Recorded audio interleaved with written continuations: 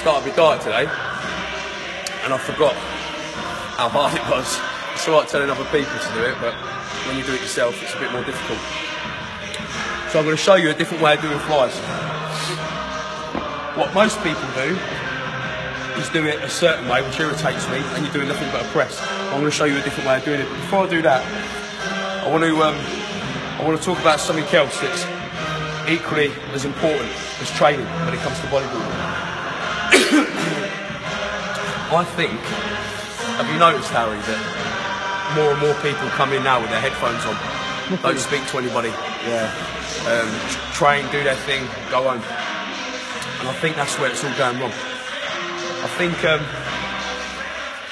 you know what, it's nice that I get messages from people, and I'll get a lot, saying that I've inspired them with training and they've gone through a certain period in their life, or they've gone through a sticking point and my training tips have helped them. That's nice, but I think people should try going into their gym without headphones.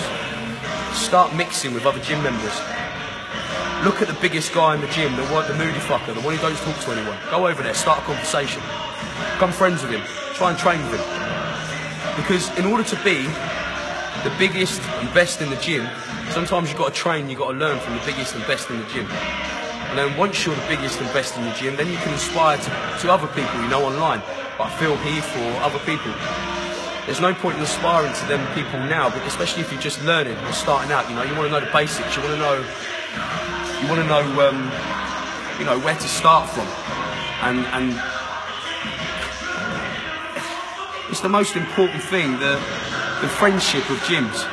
You know, in gyms, you're going to meet some of the best friends you've ever met in your life that will stick with you forever. You'll also meet some of the biggest dickheads you've ever met in your life.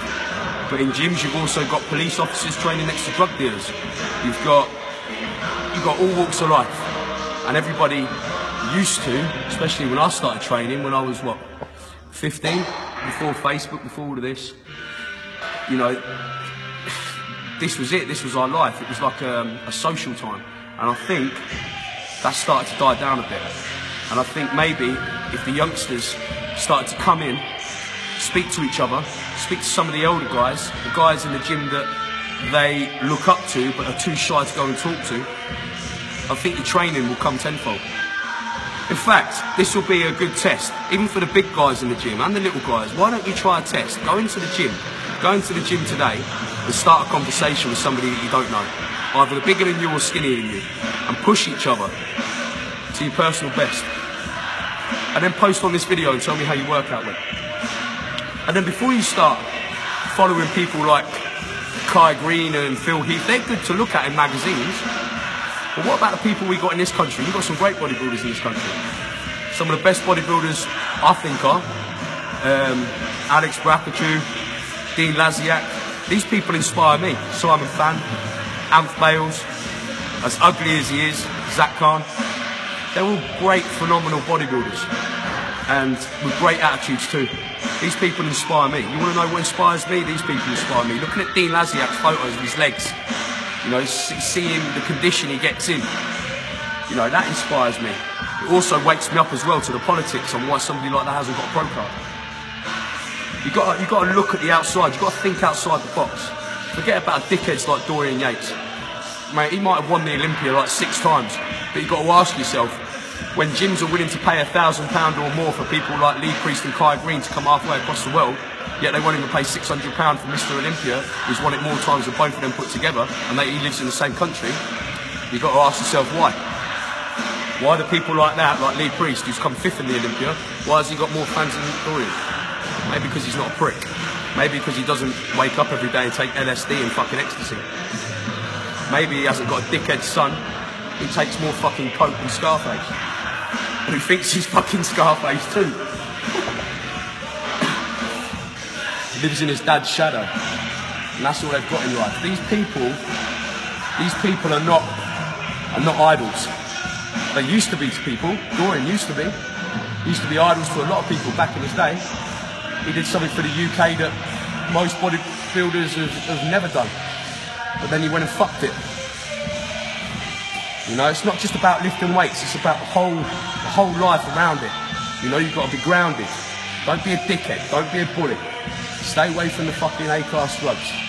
We have to inject enough drugs as it is to get where we are, if we're being honest. Anyway, most people, when they do flies, they end up doing it like this. Have you seen that one? And all you're doing, if you look closely, is doing like a hammer press. You're not really doing a fly. What you need to do is you need to keep your arm in that set position, right? Head back. Don't bend it anymore. You don't want to be doing this. You want to be coming straight out. It's a fly for a reason. You're flying. And then come all the way up. Squeeze. All the way up. Now don't bounce it. You don't want to do that. You want to touch it and squeeze. All the way up. Squeeze. And if you want to twist it up a bit, what I like to do is I do 5 of these. So you come down, up, twist it inside out, touch in there, squeeze. Down, up, twist it inside out, touch it, squeeze.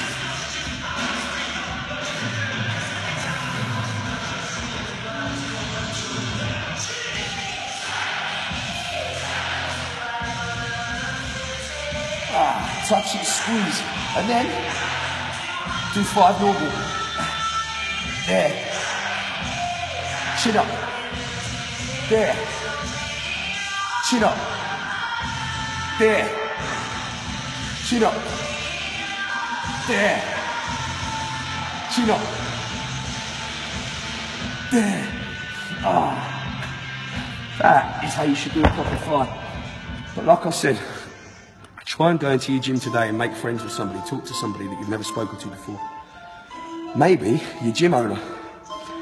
Go and ask your gym owner what his story is, because most gym owners have been there, done that. There you are, paying dickheads like Neil Hill £600 for a fucking prep. Now you've got a gym owner who's probably done it all, seen it all, and been around longer. And he'll either help you for free. You don't need to spend your money. Bodybuilding's hard enough. A lot of people struggle to pay their gym membership per month, especially if you work in a factory or a warehouse. You know, and if you've got the people around you in your gym that have been there, done that, but you don't know because they keep themselves to themselves. It could be the gym owner, it could be just somebody. And it's a wasted opportunity. I know when I was 15 and I started, I used to look up to all the doormen, I used to look up to the gym owner, anyone who had big arms. That's what I wanted to be like. And that's what we need to start doing. I think we need to start bringing back the atmosphere in the gyms, because it's getting too much like these pure gyms, the chain gyms. They're good for, you know, people who want to get fit, the people who want to put the headphones in and go running. But when you're doing bodybuilding, you can't go to failure unless you have a spot, unless you've got somebody correcting your form. Bodybuilding is different to any other sport, and this is why you need to, what's the word, integrate? Yeah. This is why you need to do that, you know? Create like a family. Anyway, that's my opinion.